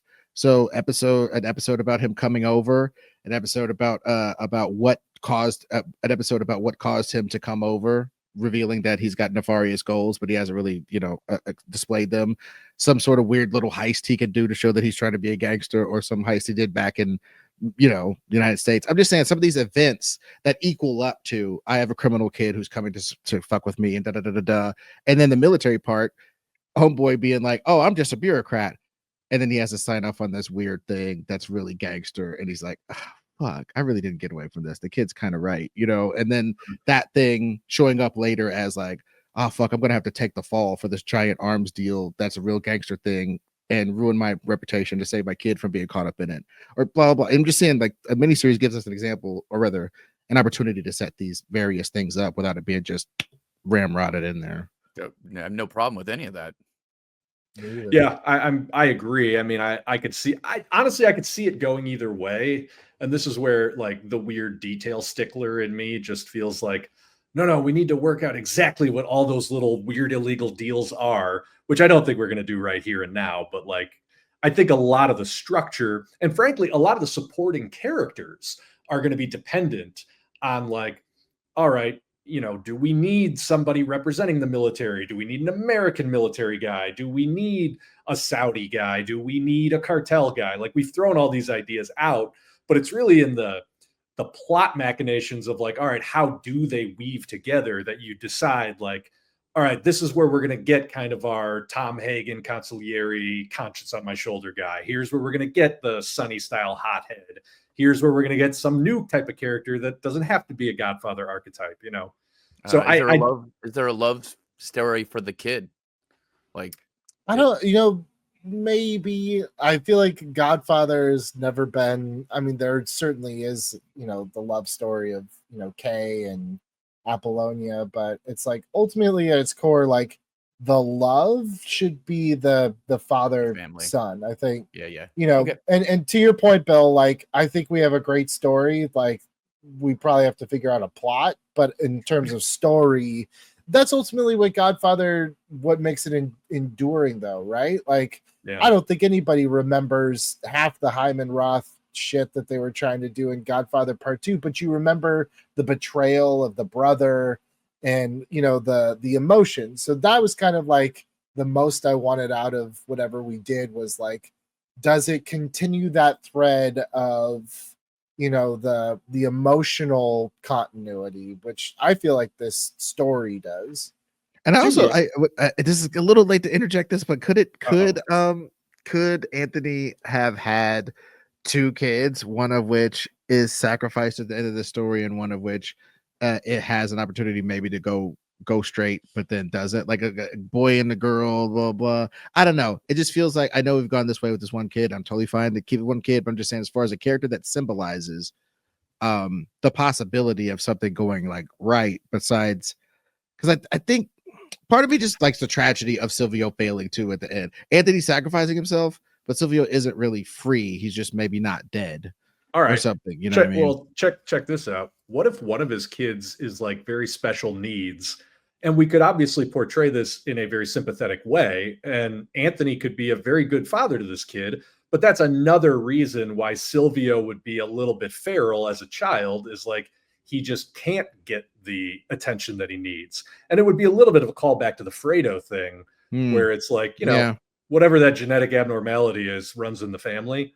And like, I just like the idea that we can reinforce Silvio being a really good dad, or excuse me, Anthony being a really good dad, if you introduce more children. And so it makes the fraying with Silvio that much more tragic, because if there's more kids and they all kind of have their own thing going on, and Anthony's just a little bit like, whatever, I just wouldn't want that. I would want it really tightly focused. Exactly. I totally agree with that. Yeah. So can we talk a little bit about casting, at least for like Anthony and Silvio? And then if we have any idea, I mean, I love the idea that we're going to get some Talia Shire in this miniseries. But like, any other ideas, if we're going to have, do we get a little Andy Garcia in there? Do we have either on the Italian side or on the American side, or do we bring in Oscar Isaac to play? Honestly, Oscar Isaac could play Southern European, Latin American, Middle Eastern, Just you about know, anything. he could pretty much Yeah. play anything. So I do like the idea now that we've kind of made Connie more of like the emperor. I like the idea of like Vince had the keys to the kingdom, but he got like too hooked on drugs or whatever it is, and he's just kind of like either on the outskirts, or honestly, you could probably kill him off. You know, Or he's in jail. Or he's in jail. I think, you know, at most he's a cameo, as opposed to a full-fledged character. And I also go ahead, Bill.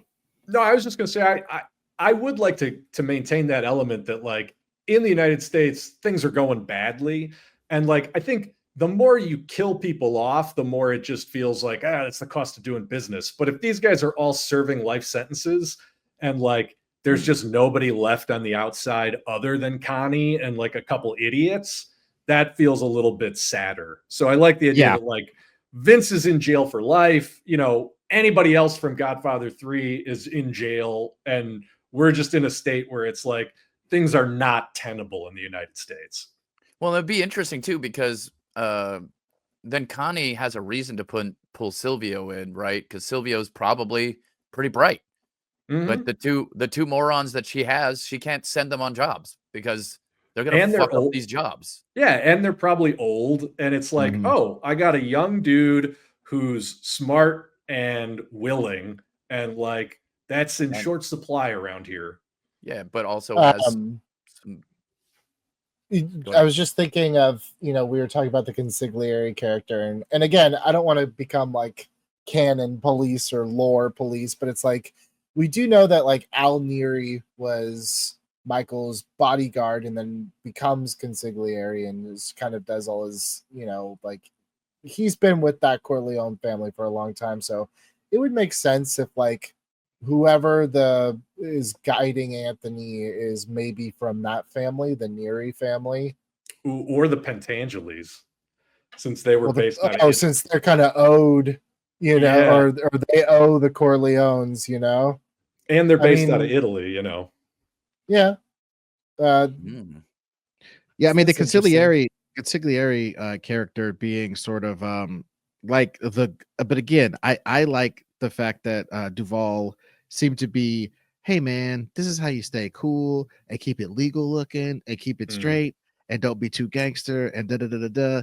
And having somebody like that within the Italian like government or power structure, even if they're outside the government, but they're in the power structure, i.e. the actual mob, and telling this bureaucrat, hey, so we're going to need a vote on this and vote on that. Just keep it cool. And like acting like a consigliere of the closest thing to a godfather that he has access to at this point, which is this guy who just got, you know what I mean? He's got an important government job where he can get things done.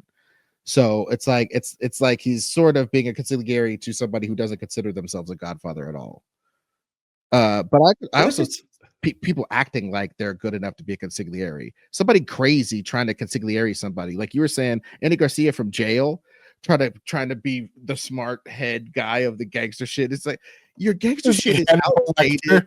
You're fucking dumb. Like, you know what I'm saying? Like the speeches of somebody from that era trying to tell somebody of the burgeoning crypto era, that's actually a great scene. Is what if Anthony has to go visit Crazy Vince in jail because he's like, I've got, you know, no one. He's like, and your mom is a crazy bitch. He's like, yeah, I know. But I do like the Silence of the Lambs kind of you know, aspect of it.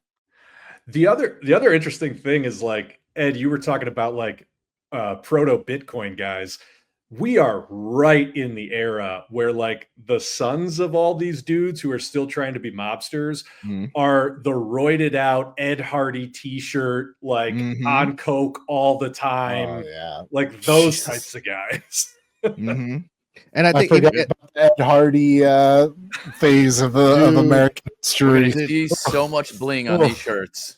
100%. And the garish tattoos, like those guys didn't get tattoos back in the days.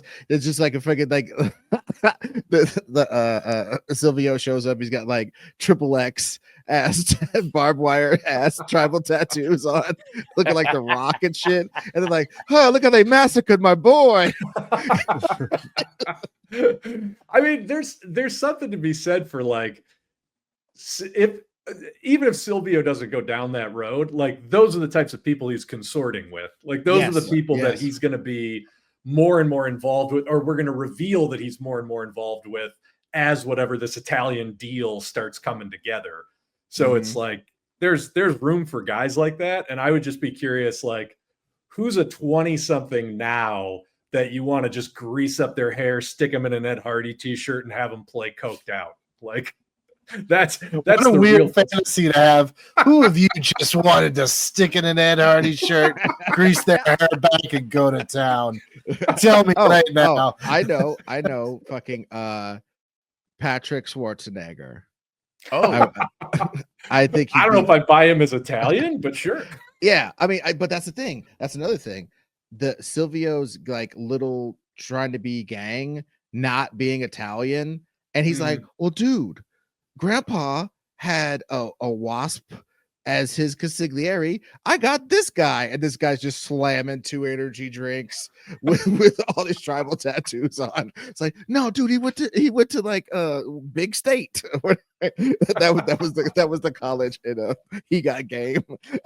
Like, yeah, you know what I'm saying? This guy went to some big college, you know what I'm saying? And he's really smart. You got to believe me. And they just energy drink belches right on cue. I think that stuff like that is funny because the face of propriety is changing, right? This guy's been in a proper Italian posh place for the last 20 years, and his kid has grown up in Albuquerque with his fucking aunt, you know what I'm saying, or whatever Talia Shire's character is. You know, the other thing I was thinking of in terms of that, you're an outsider who's trying to be a part of the family.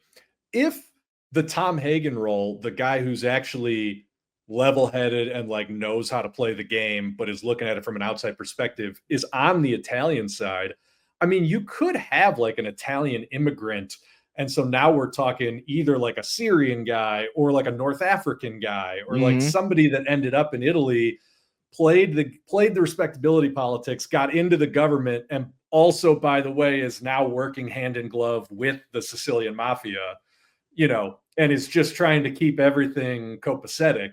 Like that would be an interesting place to put, you know, I think he'd be too old now, but even a guy like Damon Hansu, somebody who looks really out of place in a Godfather movie, but like because of just the geopolitics of like where we are in Italy and what was going on at that time, like, oh yeah, that makes sense, you know. I like the guy who tortured. What'd you say? He's an Irish dude, red hair. He's super buff. Who's this? He was in Warfare from A24. I just didn't hear the name that you said, Ron. Oh, Kit Connor. Kit Connor, got it. Yeah, I mean, every hot young British or UK actor is in Warfare, so you know we could go through there if we want a bunch of red dudes. Yeah. And I was thinking Saeed Tagmawi. He played in Three Kings, the guy who's like got Mark Wahlberg trapped up, and he's like, oh, you like to drop bombs from America? I love that guy. You people are sick. You make Michael Jackson cut his face. You know Michael Jackson? Hee hee. Hoo hoo. And he's talking to Mark Wahlberg about all the sins of America. That guy being a consigliere to some Italians and shit because he's from like North Africa, Egypt, somewhere like that. That could be pretty sick, dude. He was in also Lahane and other movies. I like that guy. I'll put him in anything. He's my Tom Holland. I don't know the actor's name. I'm so sorry. I think he's criminally underused on the show, but the guy who plays Mbenga on Strange New Worlds. Oh yeah, he's good too. Yeah, I like his bearing. Yeah, I like his bearing. Yeah, he's the Enterprise Doctor on Strange New Worlds. But I also think amazing actor that they don't give enough to. Dude, and low key though, I think a North African woman being in there would be even more better. Because one thing I do know about, and I'm not trying to start no shit, okay? But if you ain't kicking a motherfucking soccer ball, or you a black man and Italian, I'm sorry. I don't know how you gonna make it out. I'm sorry. I don't know. But I have seen literally documentary footage of Black women and North African women going over there, and them Italian motherfuckers love them some of that shit. And those chicks can get into the fucking heights of power. You're like a 5'11" North African broad that's hot in Italy. You could walk into anywhere you want. You know what I'm saying? And there is some cultural cachet to that. I'm totally open to that. Again, I think just embracing the Tom Hagen thing, and instead of like a German Irish guy in the Italian family, where you just push it further. Yeah, Syrian, North African, something like that. A lady that works closely with people in parliament, closely with people in. I mean, dude, Syria. If she's like a lobbyist from like Abu Dhabi or some shit, and she's in these halls of power, and she happens to be the person who talks most to these people who are responsible for certain things, infrastructure bills, yada yada yada, weapons allocation, shit like that. Yeah, Tandy Newton in there, baby. Oh yeah, shit like that. Never a bad choice. I would buy it. Yeah, I would too. Because it has to be someone. It can't be someone like. It has to be someone that you like. I mean, the other in that role that has and that experience, dude, I'm telling you, and has like an appeal to those people that she's gonna have to deal with, the people in the halls of power in Italy. So I'm down with that. Right. Yeah, I was gonna say the other one that comes to mind would be like Shore Agudashlu, but I don't know that she's got the sex appeal to an Italian powerful men in Italy. I don't know who that is. What is she is the head of the UN in The Expanse. Very very deep. Oh yeah, I love that lady right now. That just at first SHOHREH, but she's fucking great. Yeah, she was also in Penguin, wasn't she? She was Clancy Brown's wife. Yeah, she was Clancy Brown's wife, and then she's the one who got his ass speaking Farsi and shit. You know what I mean? Yeah. Because and he was on Italian, and he was like, "Look, there you go, my Persian wife teaching me all this hot shit to say." Yeah, there you go. So yeah, but no, she'd be great. I love that. So are we completely sold on Timothée Chalamet playing Silvio? I like almost can't not see it in my head at this point. Unfortunately. So I mean, we have to at least cast Anthony. Who is going to be this 50-year-old son of Al Pacino and Diane Keaton? Keeping in mind, because Diane Keaton's in the bloodline, could be a non-black-haired, doesn't have to be super ethnically Italian. Even though I think he was brown hair, he was a brunette kid, but I'm looking at it up right now, just out of curiosity, like see if you could. I mean, no, he's kind of like the classically handsome, kind of kid. So this could be tough. I mean, you don't have to. We got to find a guy who.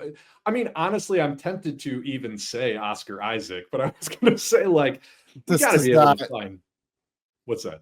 He almost looks like, like Paul Rudd could play him on Saturday Night Live. That's kind of more what he like. Here, I'm sending in our this helps absolutely nobody watching this, but in our group chat, I'm sending a picture of what he looks like. And he does look older. Dude, you know who that looks like is the guy who played Christopher's father on Many Saints of Newark. Who's an actor that I really like, actually. It was the Sopranos prequel. He was one of the gangsters in that, but I'm gonna look it up right now. Dude, I mean, what about good old 50s? What about Michael Imperioli? I think that'd be funny as hell. I just feel like he's just such a worm. You never want to like him. Well, I mean, how do you guys feel about Ben Barnes? Too young. Yeah. I mean, he's kind of young. He's got to be in his 50s. Like, I think he's 40s being able to play like 40 something. So the guy that I was thinking of is Alessandro Nivola, who has actually been in quite a lot. Was most recently in The Brutalist, and then I guess he played the Rhino in Kraven the Hunter. If that Oh, jogs yeah. anybody's mind. That's how I know. Yes, I saw that. I totally did. Never saw. Oh, you know what? Never saw. Alessandro Nivola, I'm looking at him. He has. Oh, he yeah. seems to have a bit of that wasp just being strangled by some scongili. Yeah. Oh, and if you want to get I'm real, looking if you want at to a get real picture weird, now. if you want to get real weird, you could have his kid play Silvio. What do you Well, mean? His kid Alessandro from Nivola. White Lotus. Oh, Sam fuck. Nivola. That's his son. That's Yeah. wild. I mean, that'd be kind of interesting. I mean, Wait a look, minute, the Chalamet's younger a bigger brother? pool, Yeah, The the younger brother? in White Lotus is yeah. is this dude's is Alessandro Nivola's son. Well, you know what's wild? I thought about that actor, but I thought maybe I was just White Lotusing out. You know what I mean? But Yeah. wow, yeah, that's interesting. I don't know. Very interesting. That's close to that type of casting we used to do on this show. We used to just fucking get one. Wow, this shit is amazing, and then just start clicking like Tetris, baby.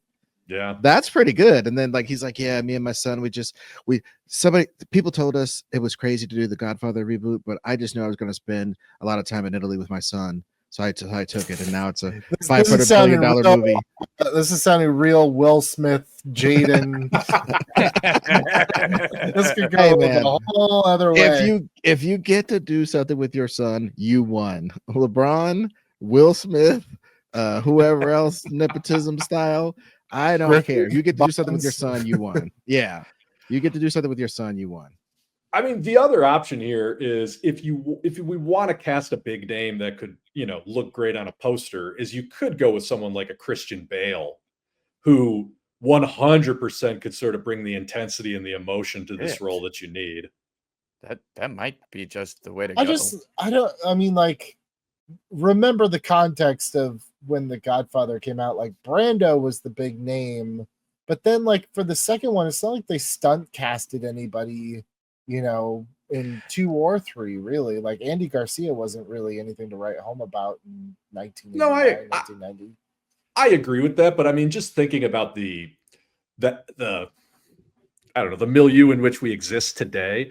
And frankly, if this is going to be a miniseries, Christian Bale's not doing no miniseries, but like, I don't know, that it feels like you would want that role to go to somebody who's going to like give you that audience safety net. Yeah, know? if there was some kind of, I don't know, if there was some kind of, do they make Italians with that sort of weird screen presence? You know what I'm saying? Like, it just seems like that, because there is a drivenness about, I think, that you could bring out of Alessandro Nivola as what's his name, and having the kid be sort of like unassuming and then really really sneaky. That kid in White Lotus this season, that's his whole character is unassuming and pretty fucking sneaky. Sneaky to say the least. Oh god, I don't watch people who watch White your Lotus are word going, for it. I don't know what the mean- reference is, but I'll take the word for it. yeah. Okay, so one more possibility to play, and this honestly, this might be the fucking one. John Bernthal. Oh, I don't know if he reads old enough, but I believe he is about 50. Yeah, he's about 48, 49. Yeah, and The only thing is like Anthony is kind of a wiener, and I feel like John Bernthal's almost too like if I see John Bernthal, I'm like, so you're just gonna go take out the mob yourself, right? Like that's what you Right, do, you know. That's fair. The tiny bit of weaselness and the tiny bit of waspness that Alessandro Nivola has, I think that's why to me it's low-key perfect for his casting, because it's like, yeah, you got a little wasp in you, a lot of Italian. You're not quite fish or fowl where you're at, so you got to try extra hard to blend in and be like, because him speaking Italian, he's like trying real hard to sound native and shit, even though he grew up in the United States. You know what I mean? I think there's a try-hardness to the Nivola casting that is pretty good, whether we cast his sneaky son or not. I just think that I could see him trying hard to be down with real Italians. Whereas who plays Connie? Bernthal, I just think he's the Punisher. You just shoot the whole consulate. That's fair. I mean, yeah, that's fair. Yeah. Did you just ask who I- plays Connie? kidding. Rob? Yeah, I'm Okay, kidding. okay, all right. As long as you're I was kidding. going to say one last thing to throw out there, just so we have options for the son. I really was impressed with Nicholas Alexander Chavez in. He played Lyle Menendez in Monsters season 2. And definitely, honestly, either one of the actors, I think it was Cooper Koch who played Eric Menendez. Either one of them I could totally see doing that role. Like, they are fantastic.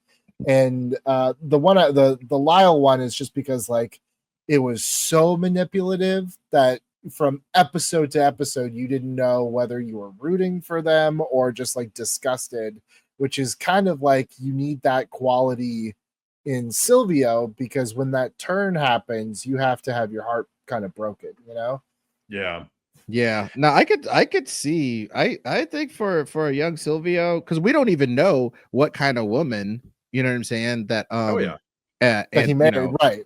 yeah, and he got with. We have no idea. It could be a Mexican woman, a Syrian woman, a North African woman, and any kind of woman. And Homeboy does look enough like Nivola for me too. They both have that sort of little bit of brownish hair. It's like trying to be black, like a real Italian, but that wasp got in there and snuck some brunette in there. I kind of see it. I think that's pretty good, bro. The younger is he the younger Menendez, Nicholas Alexander Chavez? Was he the younger one? He was the older one that was kind of like the one that talked way too much. Okay. Yeah, I can see that too, though. Yeah.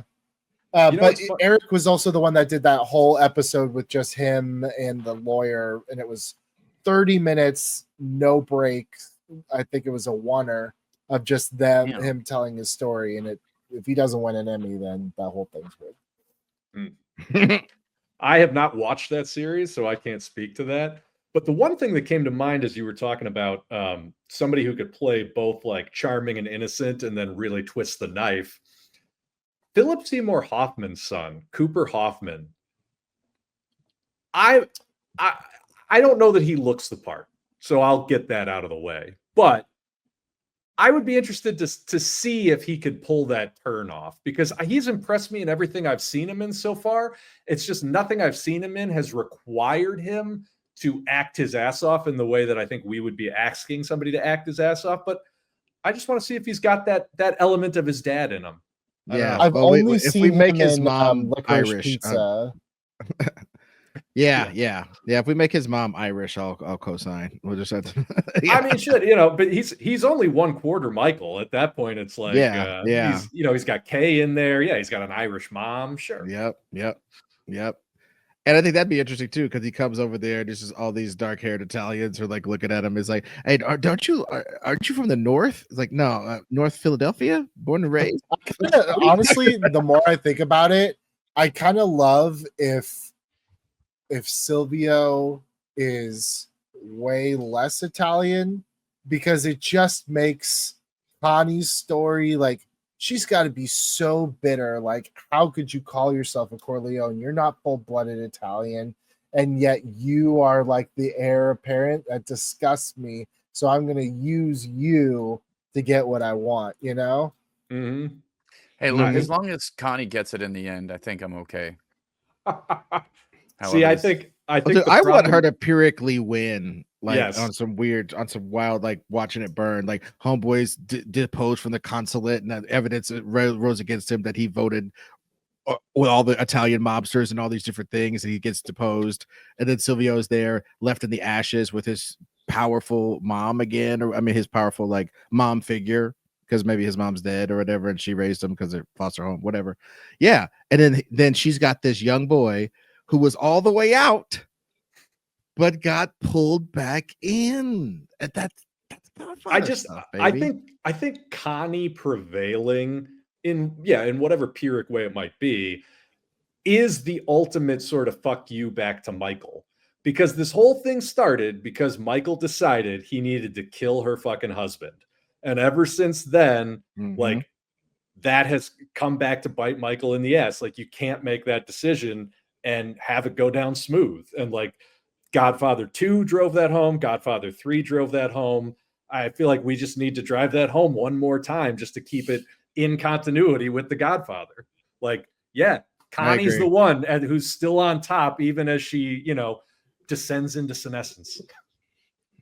Yeah, and it's like when she finally wins, it's empty. We get a little bit of that Irishman in there. You know what I'm saying? Like her throne is all fucked up, and it's a world that she really can't navigate. She bit off more than she could chew and broke her teeth. I'm saying she's comfortably sitting in that horrible crate and barrel McMansion, on a street with a bunch of yuppies that you were talking about, Ed. Like her whole deal, she loses her nephew, she loses her great nephew, shit goes really bad, but the deal somehow goes through in a way that benefits her. And so she's the one who's left sitting there in quote unquote comfort as the entire family is gone and their entire power structure has been robbed out from under them. But she still made it happen for herself in the end. It's like, it's that final coup de grace of like, well, you got what you wanted, bitch, but like, to what end? Right. And last things last, the irony of something called The Godfather having a godmother at the end, because these motherfuckers wasn't never going to let some broad be the fucking winner. They were never going to let that happen at all. And she had to do all this machination and all this bloodline twisting and all this, Macbeth witches brew shit to get actual justice in the gangster game. But at what cost? You know what I mean? It I also think that's parallels the irony. ending of the Coda cut, which is Michael doesn't die. And there's a on-screen text that says, like, when the Sicilians say this thing, it means like to live a long life, and a Sicilian never forgets, kind of implying that Michael's punishment is to live forever by himself now that he is, destroyed his entire family. It's kind of the same thing with Connie in a kind of a roundabout way, and that to me is the end of the Corleones. There's not going to be a next generation. She is the last cockroach on this nuclear blasted site. And honestly, I think that is really what the movie is all about. Like, it's the end of the Corleones in microcosm, but in macrocosm, it's like the end of that fantasy that we started this episode talking about of what the American mafia is or sees themselves as. That's gone now. And I think that's the last days of disco. Whit Stillman directed The Last Days of the Mafia is what this is. That's Godfather Redux, The Last Days of the Mafia on Netflix. You'll watch it all in one day. Fuck you. I mean, I think our last question question really would be, normally we would ask who's the director. If this is going to be a mini series, maybe it's just like, who's the showrunner, who's that head writer, who's that person that you want to, forgive the pun, Godfather this through the system with. I don't know that I would trust Coppola, even though that might be a hard battle to win. But do we have a name in mind? Can we come up with a name for who's going to be the great and powerful Oz behind our true ending of the Godfather saga? I mean, he's in vogue right now. You could do Tony Gilroy, Oh, he is in vogue. Yeah, operatic taking political tragedy. Woo. Yeah, taking old myths. Yeah, definitely.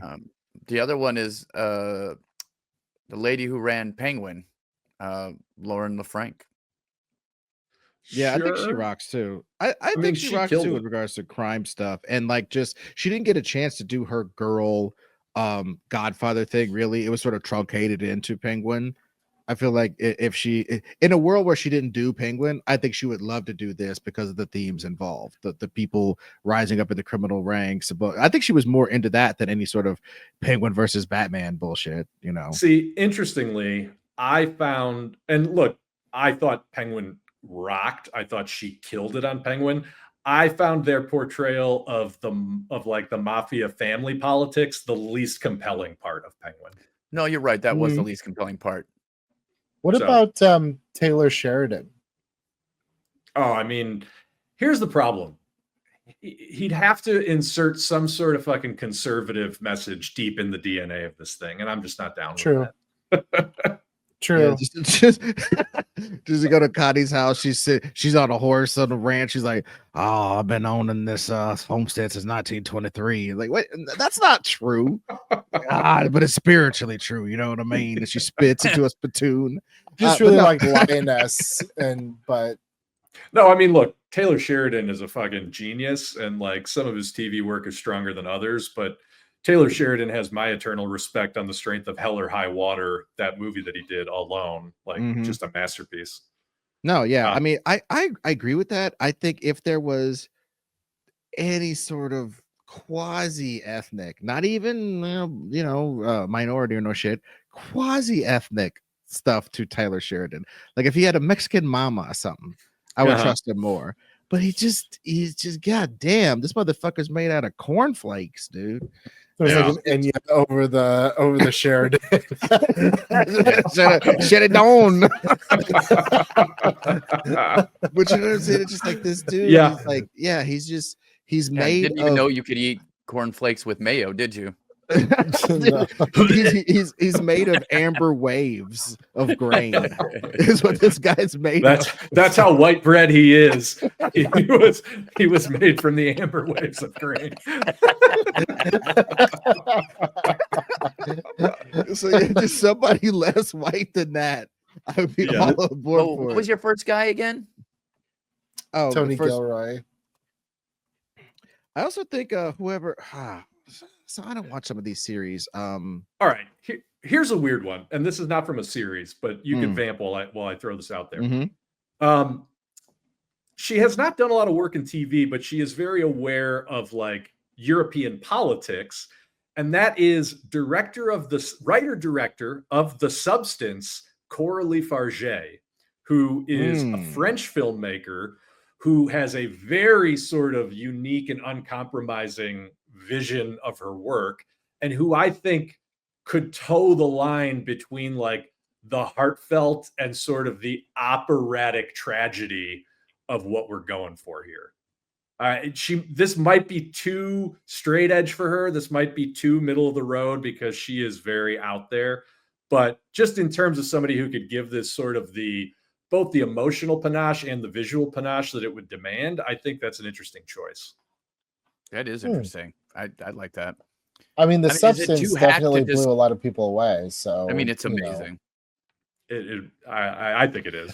Do you think that, like, I mean, the one thing that we're kind of dancing around though is like, do you need an Italian showrunner or director or presence running the ship to make it authentically Godfather? I mean, ultimately, probably in some fashion. I feel like there's not a huge Italian backlash community waiting to pounce, but I feel like there would be a little bit of you might encounter a little resistance from the crowd. Tony Gilroy is of Italian, Irish, and German descent. I mean, hey, that works. Yeah, I think Tony Gilroy's a dream, and I think his staff having like some people who formerly show ran or really did good strong writing work. You know what's funny? If we were gonna go not Italian, because somebody like the dude who did Succession, Jesse Armstrong.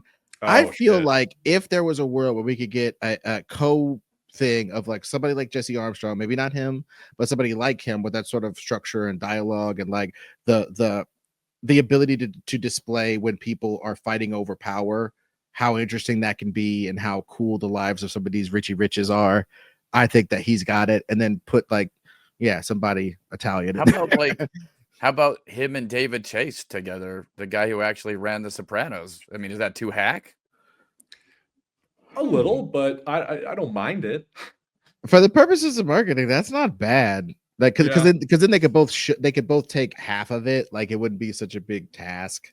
They'd be like, "Hey, me and Corleone, you know what?" And as far as being hack, I was like, "Bro, there's got to be an episode or two that Sofia Coppola could direct, dude, because she's a great director. She's a fucking great director. Sure, I mean, she could do the whole series. Just the ennui she wants to. that a lot of the characters in a lot of the scenes would be feeling. I think she could get that across. You know what I mean? I mean, talk about your marketing. It's like Coppola's daughter taking the reins, kind of, she's paying us writes back itself. for supposedly that bad performance in No, it's Godfather not 3. It is. I mean, It is come on. a matter of fact. And I don't Hey, man. fault her at all. She was kind of thrown into it. That's what I'm saying. Like I was just watching a basketball game, and this guy from the stands in Atlanta comes out to do a layup contest, blows his ACL. He wasn't supposed to be out there. All right, that wasn't his freaking fault. I'm not even supposed to be working today. Yeah, she blew her ACL of acting because somebody threw her in the game with no practice.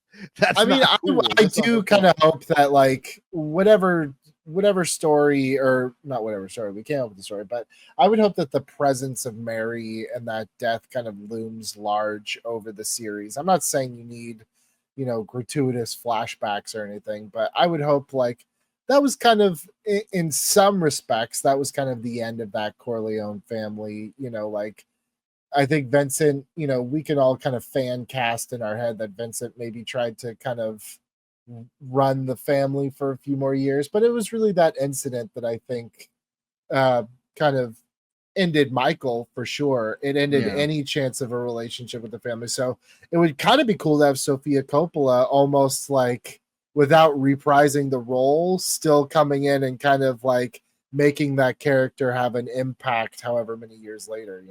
I think you sold me on it.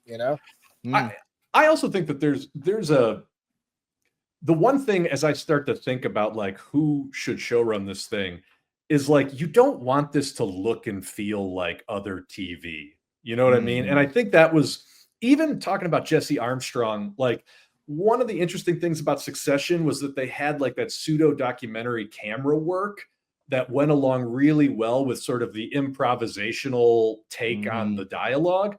But like, I wouldn't want that mix for this Godfather story either. And while Sofia Coppola is maybe too meditative, there's something about sort of like the quiet intensity of her work that I think could distinguish it and fits the subject matter.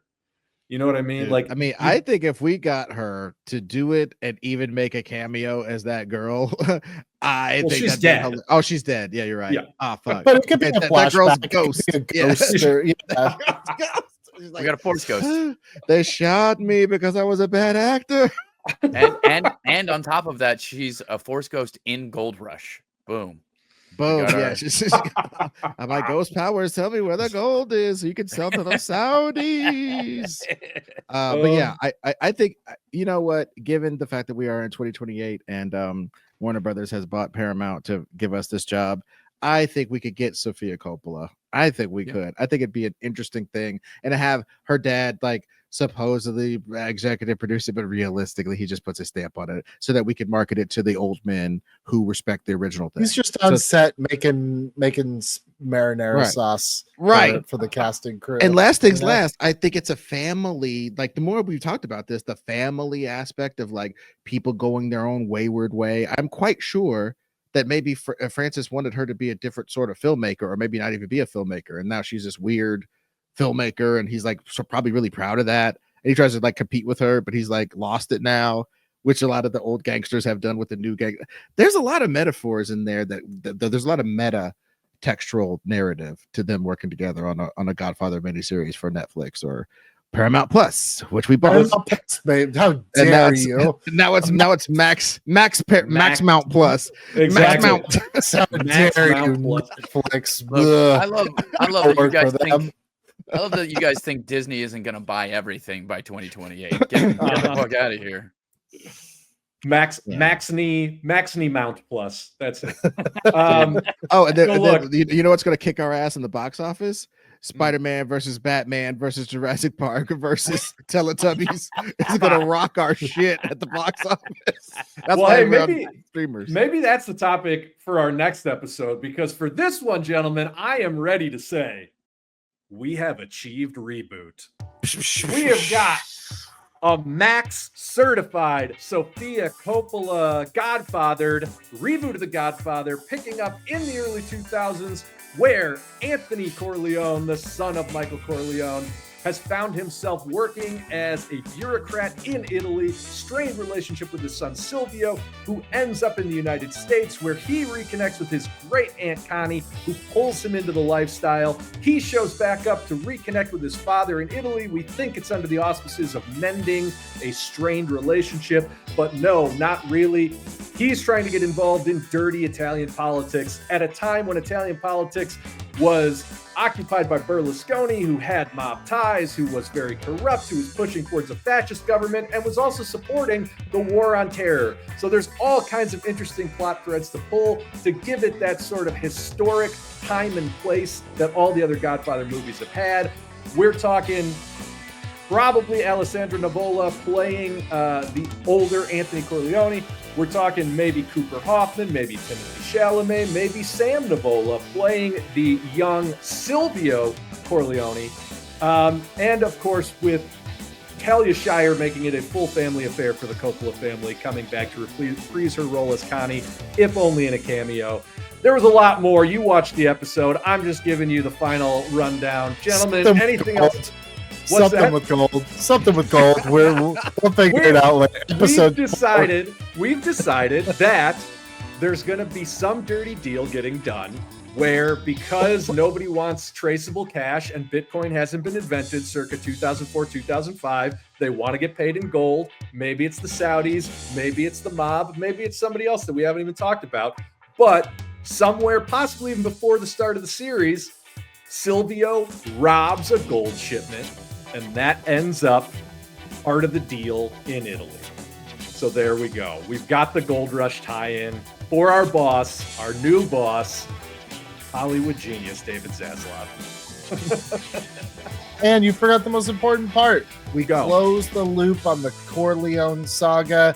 Finally, the sins of the father are redeemed, and Anthony ends the cycle of corruption and gives his son the chance that all the other Corleone sons never really had, and we're done after this. Yes. Finally, a Corleone doesn't choose criminality over family, despite what they've all told themselves. And that I think is a proper way to end The Godfather and reboot The Godfather in this beautiful reboot pool that we've just pitched. Anything left to say, guys, before we sign off? That was look, 2 Billy, hours. We're coming up on an actual Godfather movie here pretty quick. I know.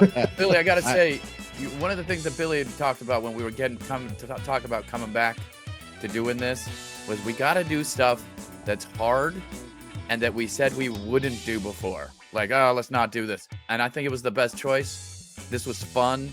I think we all came up with something interesting and hard at the same time that nobody would want us to do this, and we fucking did it. I concur with everything Ron said, and I think this is just the start of a new reinvention of this IP that is Reboot It, and I am very glad that we got the band back together. And you haven't heard the best song yet. Keep watching. Just wait until I push you guys to do Titanic too. Oh my god. The story of the fish who nibbled on Rose's blood. It's called Carpathian Dreams. I'm in. Are there zombies? Listen, as long as we can include Ursula from The Little Mermaid, it's going to be terrific. It's going to be like WALL-E. It's going to be about that weird roving robot that goes down in there and him finding love at the bottom of the fucking ocean. Yeah. Well, for Billy Business, for Ed Greer, for Ron Swallow, I'm producer Bill, and of course, my heart will go on with all of you. Catch us on the next one. Goodbye.